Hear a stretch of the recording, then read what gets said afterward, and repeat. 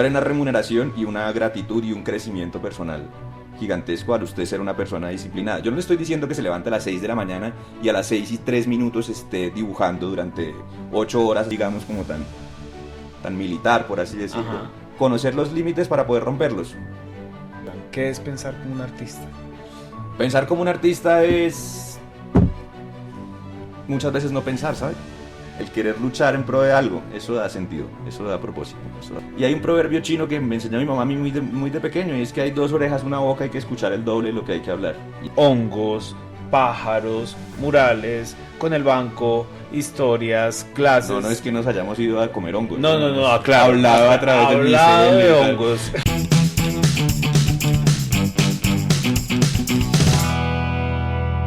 Esteban, Santiago. bienvenido a este capítulo número 2 de este proyecto que estamos iniciando hasta ahora.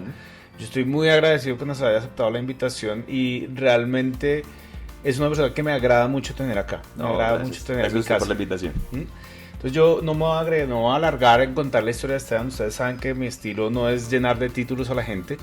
Además me importa más es la historia de vida más que esa hoja de vida. De acuerdo. Y a Esteban lo conocí, yo creo que son 7 años ya, cuando institucionalmente, donde trabajábamos los dos, nos decidimos hacer un proyecto juntos de arte urbano. Sí, señor. De arte urbano, una institución financiera con una universidad hablando de arte urbano para recuperar algo que estábamos hablando ahorita antes de iniciar la grabación, que le tenemos mucho cariño, es el centro de Bogotá. De acuerdo. Y nada, yo quiero que Esteban nos cuente un poquito quién es usted. Y yo iré complementando con lo que me acuerdo de anécdotas que hemos echado en estos 7 años, porque hemos trabajado, ese fue el primer proyecto de muchos que hemos trabajado, de ¿no? muchos, y de muchos tipos de proyectos, ¿no? Creo Muy que distintos. se han hecho muchas cosas, sí, señor. Esteban, ¿quién es usted? Bueno, primero agradecerle por darme la oportunidad de estar acá. Muy agradecido siempre con usted, con sus proyectos, que me involucre, me llena de orgullo, ¿sabes? Bueno, yo soy Esteban Gallego, tengo 35 años, nací en el 88 acá en Bogotá y a la edad de 12, 11 años me fui a vivir a España. ¿Por qué terminó en España, Esteban? Pues le voy a contar exactamente la anécdota. Un día, me acuerdo, hacía mucho tiempo en el que en los hogares solo había un televisor, entonces el ver la televisión era como una cosa familiar de decidir qué se iba a ver, no era cada uno con su dispositivo, ¿no? Y debía tener yo unos 8 o 9 años y entro a la habitación del televisor y veo a mi mamá atacada llorando. Y le digo, ¿qué te pasa? Y me dice, no, mira, han volado no sé cuántas personas. No sé si recuerdas esa época que cogían las pipas de gas y las estallaban. Sí. Las bombonas de gas. Sí, en un pueblo, me acuerdo que era. Estuvo, y es terrible decirlo, pero estuvo como de moda ese modus operandi de las pipas. Incluso prohibieron venderlas.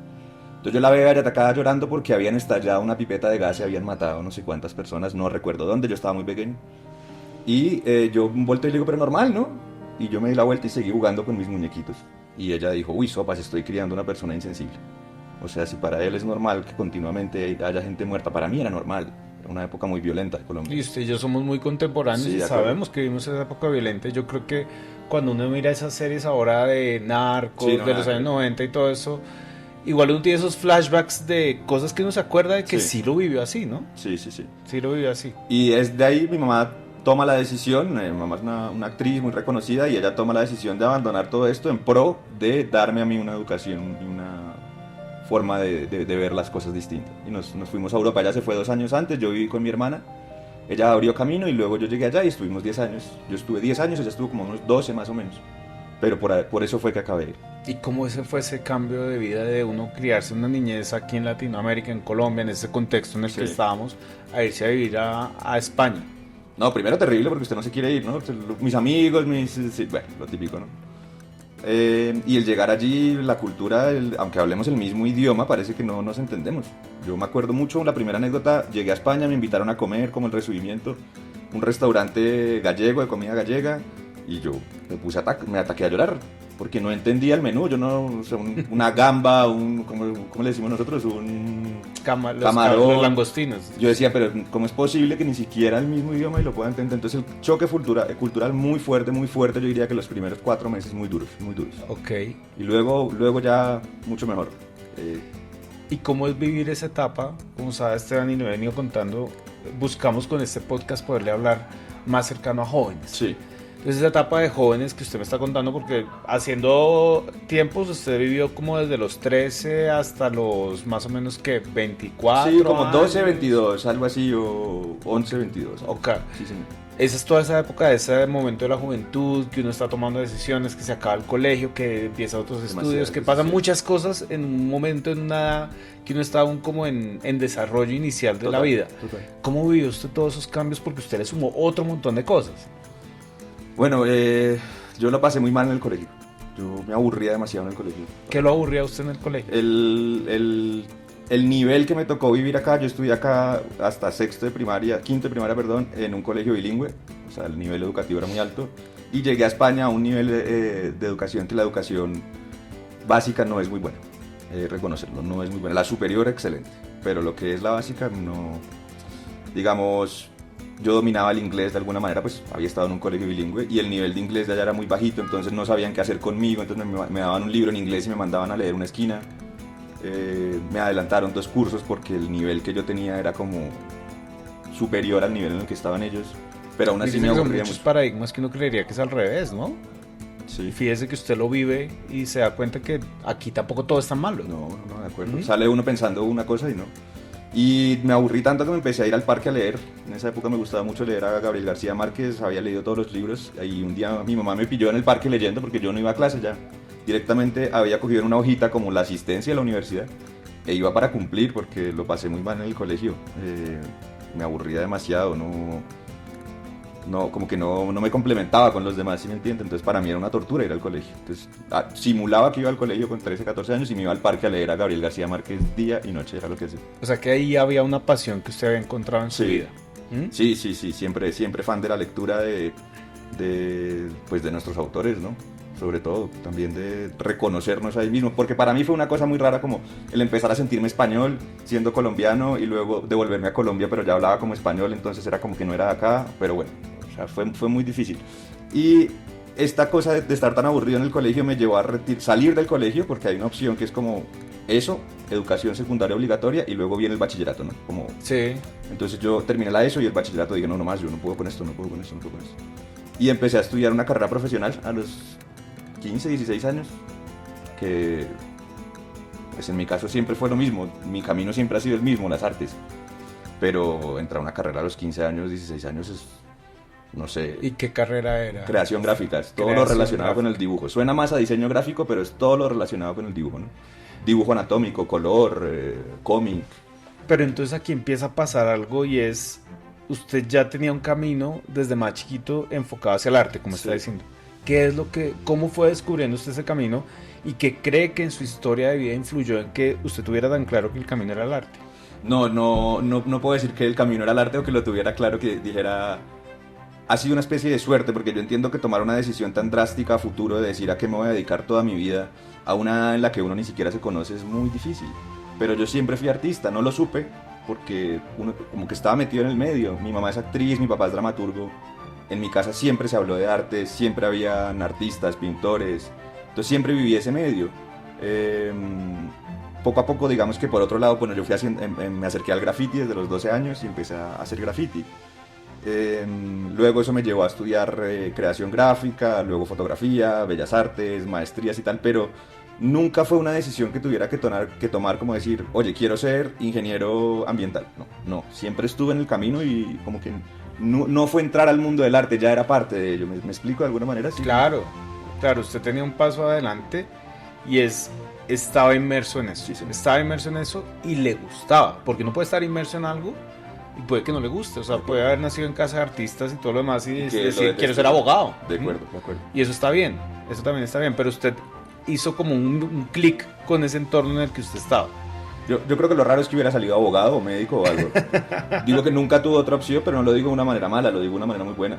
Porque mucha gente luchar para ser artista dentro de su propia casa es como un acto ya de rebelión, ¿no? Como, oiga, yo quiero ser artista y los padres o las familias no apoyan, ¿no? En mi caso siempre tuve mucho apoyo y eso es muy importante. Pero además hay algo, Esteban, hay dos cosas. Entonces todo esto del apoyo, todo esto de estar metido en eso, en ese ambiente del arte, pero yo siento que hay algo más y es, había el gusto, pero no un gusto por quedarse en lo básico, sino un gusto que si uno entra a estudiar, a los 14, 15 años ya la carrera profesional encaminada en eso, significa que hay una palabra que es por la que yo he querido invitarlo a usted hoy, y es la disciplina. Fíjese a dónde va la historia, porque se dice todo muy positivo y como muy sencillo por así de entender, pero en esa primera carrera el nivel de frustración que yo tuve fue demasiado alto, porque el compañero más joven que seguía tendría unos 22 años y a partir de ahí eran 25 y de 30 para arriba yo tenía 15. Es decir, yo llevaba dibujando 15 años, esta gente llevaba dibujando 22 años, 30 años, es decir, tenían mucha más experiencia. Sí. Y esto me genera, porque tengo 15 años y no paro de compararme, como en esa edad uno se compara continuamente como para autorreferenciarse, ¿sí? Pero hay una comparación continua, entonces yo decía, no, yo soy muy malo, yo no sé de esto. ¿Y qué hice? Me fui al ejército. Abandoné las artes y me fui al ejército en España. Entonces, es que es la parte que más me gusta de su historia. Es esa, toda la vida, yo me acuerdo la primera vez que me echó esa anécdota, yo como que... Sí. Porque uno se carga paradigmas. Okay. Uno se carga paradigmas y además uno dice, no, es que los paradigmas se los cargan los mayores, entonces no, uno desde joven también se carga paradigmas porque al fin y al cabo los mayores son los que te crearon. Entonces yo me acuerdo con Esteban, nosotros hablando de arte urbano, pintando grafitis, todas esas cosas. Y de repente me dice, no, es que yo estuve en el ejército. Y yo, no. Bueno, claro, en el ejército español, ¿no? En el ejército español. Pero ejército es ejército. Sí. Y yo decía, este man estuvo en el ejército. Sí. ¿Cómo termina entonces llevando una decisión de una persona que ya hemos explorado, que su mundo era el arte, que claro, se enfrenta a un tema que yo creo que es clave, yo creo que a muchos jóvenes les pasa, y es, en un momento de una edad, usted estaba de 15 años y se empieza a rodear de otra gente de otra edad, con otra experiencia, que lo llenan nada más como de unas inseguridades, me da la sensación por esa comparación, porque la decisión fue, no, esta vaina yo no estoy tan cómodo acá, me voy para el ejército. ¿Qué fue eso? Bueno, había un interés en el ejército porque yo nací al lado del hospital militar. Okay. Entonces, mi casa colinda con el hospital militar, el patio de mi casa colinda con los jardines. Y que además debo decir que la conozco y es divina. O sea, es una casa naranja con unas matas divinas, debo decirlo, es hermoso. Sí, y en el patio, donde usted conoce que está lleno de árboles, yo construí una especie de base, ¿no? Como una casita en el árbol, y yo me trepaba en el árbol y veía a los soldados bajar y subir marchando y cantando las canciones y demás. Entonces siempre hubo como un interés. ¿Por qué? Porque a mi mamá nunca le gustó este tema. Entonces ella era, no, lo militar, las policías, no, o sea, como lo policial, no, nada que ver, mucho como rechazo. Y ese rechazo que ella proyectaba, pues me causó a mí fue atracción. Entonces cuando... Normal, eso cualquiera que ha estudiado psicología cuando le digan sabe que no, pues nada. Lo prohibido es lo deseado. Tal cual. Y en una feria, antes de acabar el colegio en España, en una feria de opciones profesionales, estaba el stand del ejército. Y yo me acerqué a preguntar cómo era la vaina y... En España pues es una salida profesional, es decir, aparte de ser militar aprende usted una profesión. Entonces yo dentro de lo que soy supuestamente mecánico automotriz también, ¿no? Lo que no se practica se olvida, pero teóricamente soy mecánico también. ¿Y cree que hoy está totalmente olvidado ese otro pedazo de su vida? No, para nada. Yo creo que hablando de la disciplina militar le guste a uno o no, pero es una disciplina...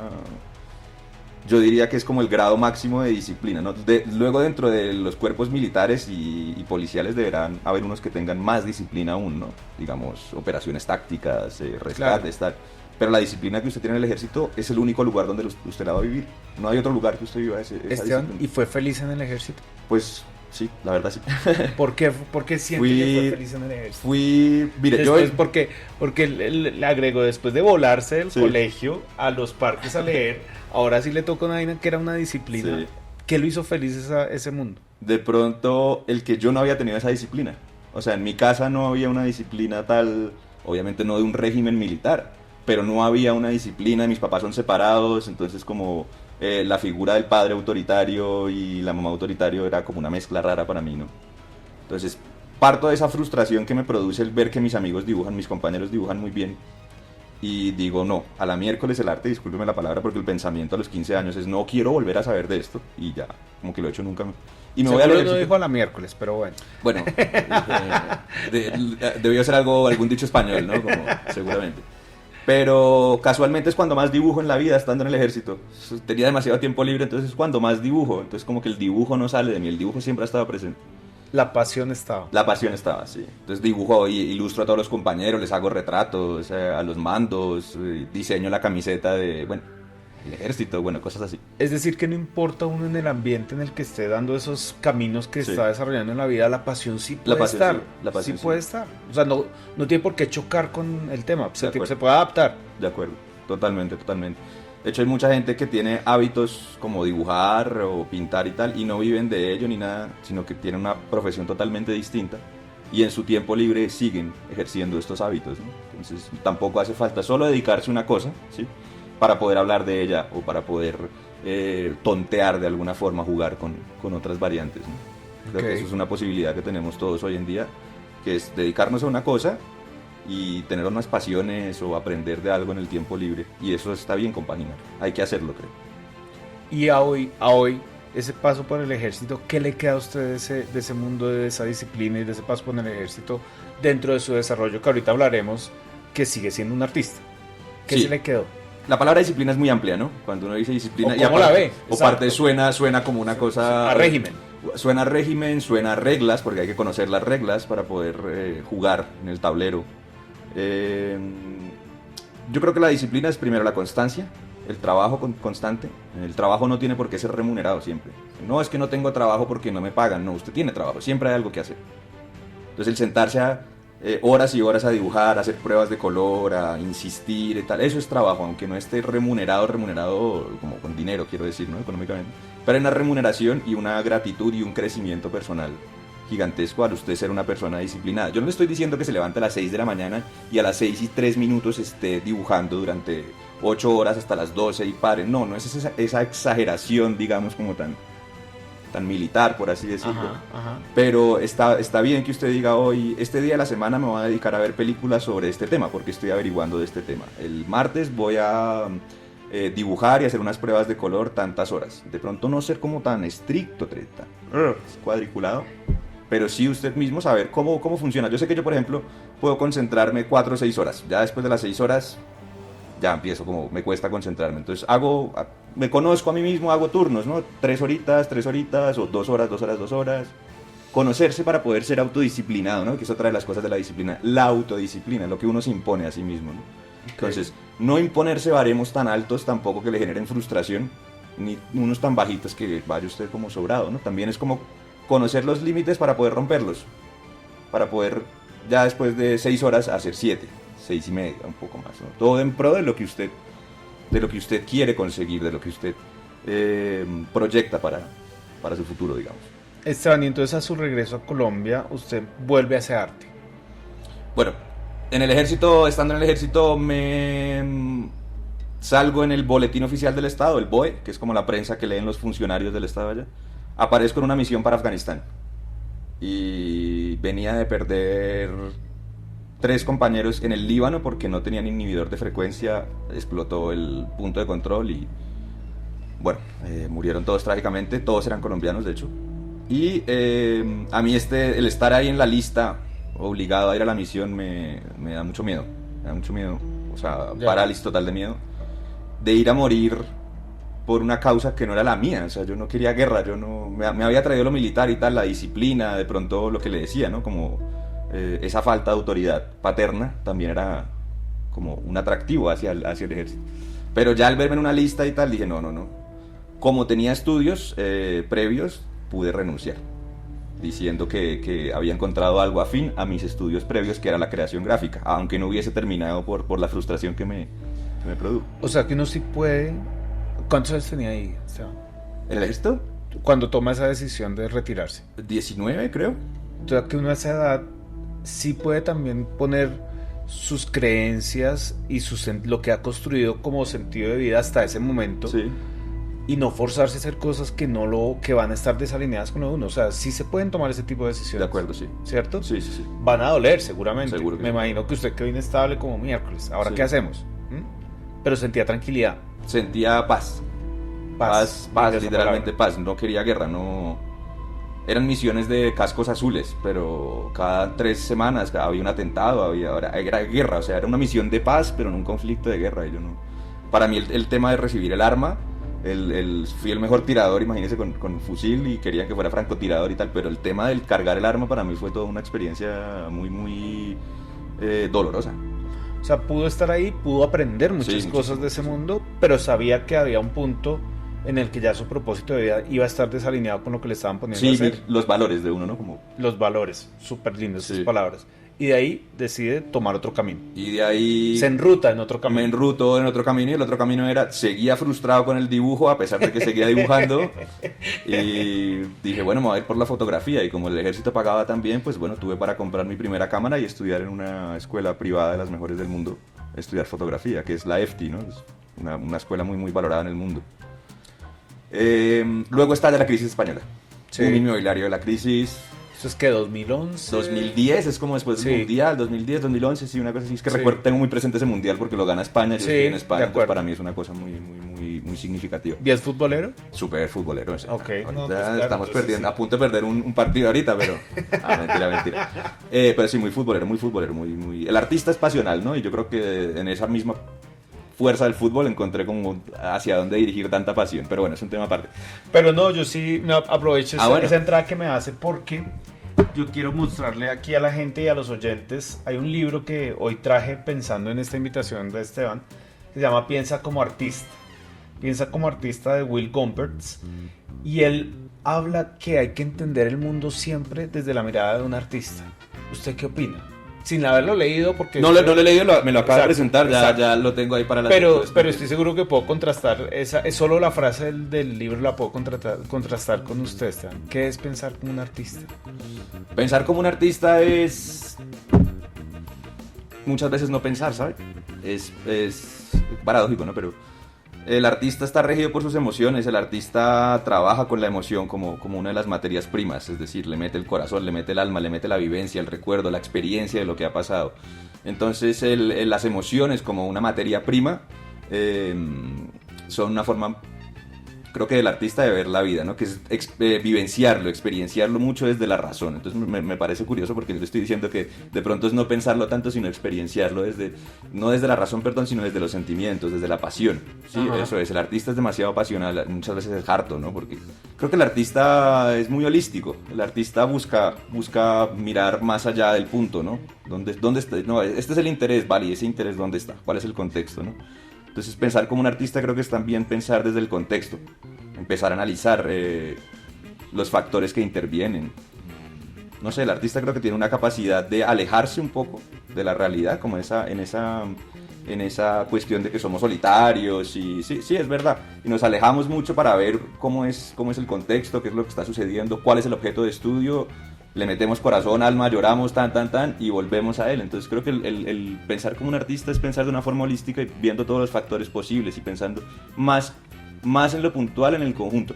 No sé si es totalmente subjetivo lo que le estoy diciendo, porque en la universidad no hay una carrera que diga, una materia que sea ¿cómo piensa el artista?, ¿no? Pero ojalá le enseñaran. Estaría bien. Yo creo que parte de lo de los jóvenes es que le enseñaron a uno a tener unas visiones diferentes del mundo, de acuerdo, para poder construir ese sentido. Totalmente, y ese propósito. Y cómo hace match todo ese mundo de como usted me ha definido que es la disciplina para usted, con esa definición de qué es ser y pensar como un artista. Sí. ¿Cómo hacen match esas dos? El pensamiento del cerebro, por hablarlo, como ponerlo en músculo, hay que entrenarlo. Picasso tenía una frase muy bonita, de pronto la digo en paráfrasis, pero él decía: las musas existen, sí, pero te visitan cuando trabajas, no te visitan echado en el sofá. Bueno, eso no lo dice él, ¿no? Ya lo pongo yo. A eso voy con la disciplina, con el entrenar el músculo. Pensar, el ejercicio de pensar no es un ejercicio gratuito, o sea, filosofía y tal que llevamos siglos, no es como, vaya, si piensa ahí cualquier cosita, no. Hay que entrenarlo, hay que estar en una desapetencia, digamos, ¿no? Muchos filósofos se reunían, ya tenían que haber comido, tenían que haber tenido sexo, para que su mente estuviese centrada en el objeto de estudio, ¿no? Entonces hay que alimentar el músculo, hay que generar una forma de pensamiento. Eso también es como un camino de la disciplina, ¿no? Claro. Muchas veces en esta profesión es como uno no para de crear, que era una cosa que me pasaba, tenía una cotización, por ejemplo, alguien me preguntaba una idea y el cerebro ya empezaba, no, y este color y tal, y simplemente uno preguntaba por algo, ¿no? Entonces aprender a controlar esa creatividad, decir, venga, no, espere, no me voy a poner a trabajar ya en pro de esto, que simplemente me llamaron, ¿sí? Cuando ya tenga algo firmado, ahí sí trabajaré. Ha sido también difícil de controlar, entonces el pensamiento hay que educarlo, el pensamiento, y la forma de pensar hay que darle lineamientos, porque si algo tiene el artista también es que al ser como muy filósofo, pues se puede quedar uno englobado ahí eternamente, y eso no es positivo tampoco. Vamos a dar un brinco rápido, Sí, sí. Esteban, y hablemos de su proyecto actual. Entonces usted está con un colectivo Sí. que se llama la Color Family. Correcto, sí señor. ¿Qué es la Color Family? La Color Family es el resultado de un grupo de amigos que quiere pintar.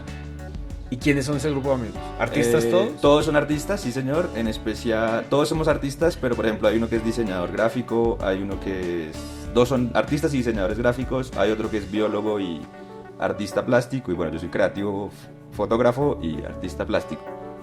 O sea, suena como todo raro, pero es lo mismo a fin de cuentas. Con eso voy a que toda la vida he estudiado lo mismo, ¿no? Como siempre ha sido lo mismo. Y la Color Family es el resultado de yo he pintado toda mi vida, me he divertido toda mi vida pintando en la calle, ¿no? Bien haciendo graffiti o murales. La Color Family es el resultado de que un montón de gente, en el caso puntual del mural que hicimos con Mercantil y La Tadeo, se divirtió mucho haciendo ese mural y éramos amigos cercanos y dijimos, venga, no quieren continuar. Fui yo el que les dije, como no quieren continuar y hacemos un colectivo en pro de esto, porque muchos de ellos nunca habían pintado.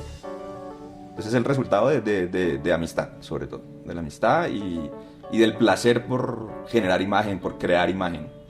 ¿Y usted siente que tanto usted como todos sus amigos suyos que están metidos en este proyecto alinearon su gusto y sus pasiones y están metidos en un mundo Sí.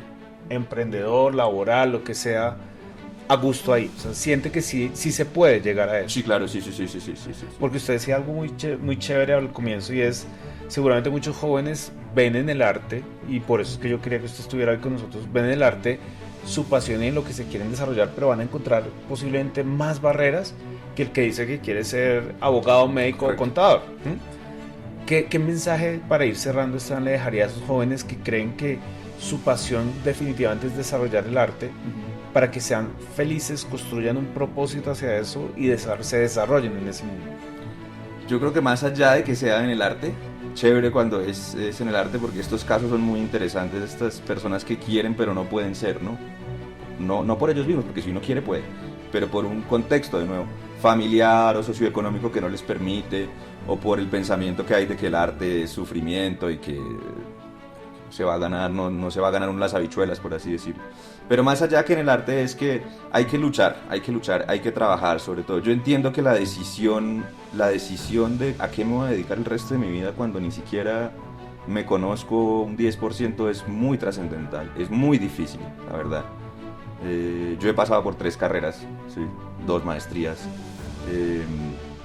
Ha habido toda una preparación también. Y tengo, pero siempre ha sido mi campo, entonces para mí ha sido un disfrute eterno. Yo no he Sí? sentido que estudiaba, sino que, bueno, o sea, sí estudiaba, ¿no? Pero dentro de otros términos, otros placeres, por así decirlo, estudiar era un placer muy grande. ¿Sí? Pero hacía parte de una preparación y todo eso. Correcto. O sea, el placer se vivía, pero sí hay un camino. Correcto. El camino es volvemos a la disciplina, ¿no? Primero la autodisciplina.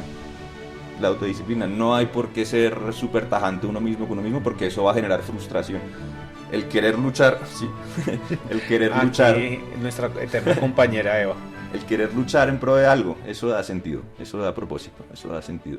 Entonces hay gente que, por ejemplo, quiere estudiar X carrera, pero no tiene recursos económicos, por ejemplo. Es el querer y no poder, ¿no?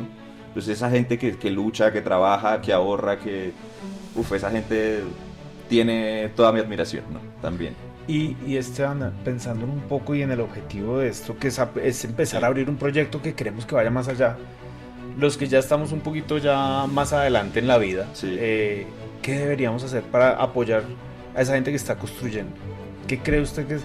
Porque, y precisamente aquí he querido dar voz Sí. a personas distintas, porque yo creo que son historias que yo he conocido de primera mano y me parecen realmente emocionantes y llenas de lecciones. ¿Qué debemos hacer nosotros, los que ya hemos pasado ese camino y estamos como más enrutados y ya ahí vamos? Seguramente la ruta seguirá teniendo sus atajadas y todo eso, pero ¿qué debemos hacer nosotros para apoyar a esos jóvenes que están iniciando? Usted que ha estado en la docencia, usted que ha estado guiando esos grupos más pequeños, ¿qué debemos hacer? Yo creo que lo mejor que uno puede hacer es escuchar. Yo siento que hablar a veces está muy sobrevalorado, ¿no? Como que hay grandes oradores, falsos gurús y tal, pero todo en torno a la palabra. Y hay un proverbio chino que me enseñó mi mamá a mí muy de pequeño, y es que hay 2 orejas, una boca, hay que escuchar el doble de lo que hay que hablar. Y estas personas vienen con dudas, con inquietudes, sin experiencia, pero vienen con ganas, ¿no? Entonces escuchar cuáles son sus inquietudes, abrirles espacios donde ellos puedan debatir sus inquietudes con gente de su misma edad, por ejemplo, o que esté como en la misma línea, en el camino que hablamos, pero también que haya gente que ha vivido y expertos para aprender. Es que la vida es un continuo aprendizaje, ¿no? Si no hay aprendizaje, no hay trabajo. Volvemos a lo mismo. Y si no hay trabajo, hay quietud, y la quietud, ¿qué es? La muerte. Entonces, si no hay disciplina, volvemos a decir que no tiene que ser la cosa súper exagerada, ¿no? El trabajar en pro de algo. Entonces yo creo que lo más bonito es darles espacios donde poder escuchar cuáles son sus inquietudes, ayudarles a resolver, pero dejarlos a ellos hablar, porque muchas veces es que ellos tienen que ir a una cátedra a escuchar a alguien, ¿no? ¿Por qué no los dejamos a ellos hablar? Si no tienen experiencia, pues bueno, vamos a ayudarles con eso. Creo que para mí sería lo más importante. Y con eso usted me da pie, Esteban. Nuestro próximo invitado es una persona que es estudiante aún y ha hecho un camino muy interesante, pero porque le dejamos hablar. Yo creo que encontró el camino y lo dejamos hablar, y yo creo que lo que usted dice es clave. Nos hemos ensimismado tanto los que tenemos experiencia que creemos que solo tenemos que dar y no podemos recibir además y escuchar. Muy valioso. Yo sabía que no iba a perder el tiempo llamándolo a usted. No, definitivamente muy hermoso. ¿Dónde puede buscar la gente su arte? Bueno, en Instagram, la color_family, la color como una sola palabra. Ahí en Instagram está básicamente todo. Ahorita empezamos con el canal de YouTube. Mire, en eso somos un poco indisciplinados. No somos muy de redes sociales. Y hoy en día al artista no solo se le exige crear, sino mostrar cómo crea, ¿no? El contenido. De pronto no somos tan disciplinados en eso. Bueno. Pero bueno, en la Color Family de Instagram aprendizaje. Sí, continuo. Y tener la voluntad de seguir aprendiendo. No, ya me lo sé todo. No, eso no. Yo aquí como infidencia para cerrar a nuestros oyentes, escuchas, televidentes, bueno, como se les diga, les cuento que vamos a arrancar otro proyecto con Esteban, que de pronto más adelante les iremos cómo se concretó. Esperamos que salga. Yo creo que con Esteban hemos hecho de todo: hongos, pájaros, murales, con el banco, historias, clases. No es que nos hayamos ido a comer hongos. No, claro. Hablado a través del Hablado de hongos. Y próximamente no les vamos a decir más, pero yo creo que estamos a nada de concretar un nuevo proyecto que les mostraremos más adelante. Qué bueno. Esteban, Santiago, muy agradecido como siempre. Muy agradecido. Gracias por tenerla acá en el programa. Y gracias por ser tan cuidadoso con la niña. Con la claro invitada. Que sí.